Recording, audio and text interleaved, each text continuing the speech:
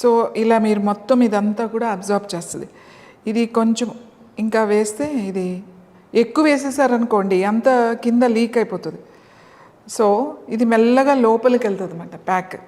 ఇది మొత్తం అంతా కూడా ఎక్కడెక్కడ మీకు కొంచెం పొడిగా అనిపించిందంటే మళ్ళీ కొద్దిగా వేసుకున్నారు అంటే ఇదంతా కూడా పీల్చేస్తుంది ఈ ప్యాక్ అంతా.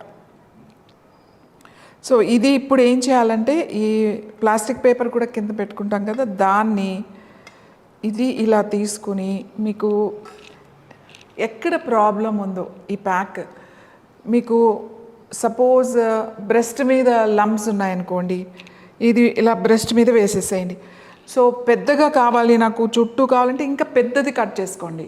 మొత్తం వేసుకోవాలి అంటే ఇదే పీస్ పెద్ద పీస్ ఇంత పీస్ కట్ చేసుకుంటే మీరు మొత్తం వేసేసుకోవచ్చు.